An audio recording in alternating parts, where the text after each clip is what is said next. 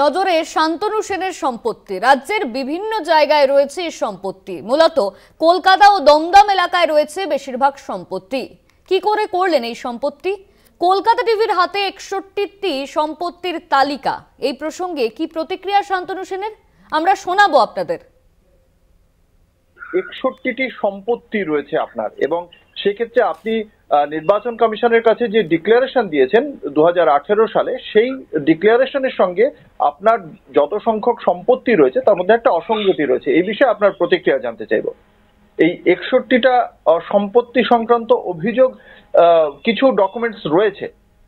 দেখুন, এই ধরনের অভিযোগ বেশ কিছুদিন ধরেই বাজারে আমার কিছু অতি বন্ধু এবং অতি শুভাকাঙ্ক্ষী, দুর্ভাগ্যের বিষয়, আমি দিবারাত্র যে বিরোধীদের আদ্যপ্রান্ত শ্রাদ্ধ করি রাজনৈতিক বক্তব্যের মধ্যে দিয়ে, তারা নয়, আমারই দলের কয়েকজন যারা নিজেরা আদ্যপ্রান্ত দুর্নীতিতে ডুবে রয়েছে, যারা আমাকে তাদের পথের কাঁটা ভাবে, যারা জানে যে তাদের সমস্ত অনৈতিক কাজের আমি ধরে ফেলেছি, সেজন্য যে সব রকম ভাবে আমাকে শেষ করতে চায়, কিন্তু রাজনৈতিক ভাবে শেষ করেও যারা শেষ করে উঠতে পারছে না, তারা এই ধরনের কাগজপত্র নিয়ে বেশ কিছুদিন ধরে বিভিন্ন জায়গায় ঘোরাফেরা করছে। সুতরাং এটা আমি খুব ভালো মতো জানি কারা এই ধরনের কাজগুলো করেছে।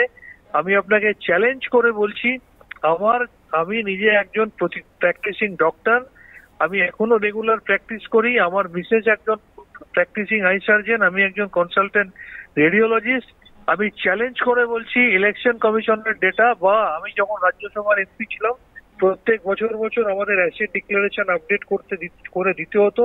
সেই সমস্ত ডকুমেন্ট সর্বোপরি যদি চান আমার প্যান নাম্বার দিয়ে আমি আমার ইনকাম ট্যাক্স লয়ারের নাম্বার পর্যন্ত দিয়ে দেবো। যদি কথা বলে প্রমাণ করতে পারেন যে এর মধ্যে একটাও কোনো অনৈতিক কিছু রয়েছে বা ডিসপ্রপোর্শনেট কিছু রয়েছে, যা বলবেন মেনে নেবো। কিন্তু তার আগে যারা এইগুলো দিয়েছে, যারা নিজেরা আদ্যপ্রান্ত দুর্নীতিতে ডুবে রয়েছে, যারা সরকারি হাসপাতালের জিনিস নিয়ে নিজের নার্সিংহোমে চালায়, যারা সরকারি হাসপাতালের লোক নিয়ে গিয়ে বাগান বাড়িতে খাটায়, যারা নিজেরা বিভিন্ন দুর্নীতিতে যাদের বাড়িতে গিয়ে 18 ঘন্টা 20 ঘন্টা করে ইডি সিবিআই রেড করে যাদের টেলিফোন কেড়ে নেয়, যারা আদ্যপ্রান্ত দুর্নীতিতে ডুবে রয়েছে, মেডিকেল অ্যাসোসিয়েশনের মতো সংস্থাকে ব্যবহার করে মমতা বন্দ্যোপাধ্যায়কে ভাঙিয়ে সরকারি জায়গায় বসে সেখানে দুর্নীতি করে কোটি কোটি টাকা তছরূপ করছে, তাদেরকে সবার আগে প্রশ্ন করুন, তাদের দিকেও তদন্তের আঙুলটা আগে তুলুন।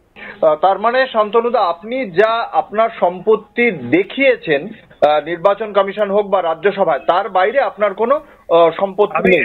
আমি এতক্ষণ প্রায় 3 মিনিট ধরে যেটা বললাম সেটা তো আপনি শুনেছেন। যদি আবার রিপিট করতে চান আপনি নিজে রিপিট করে শুনে নিন।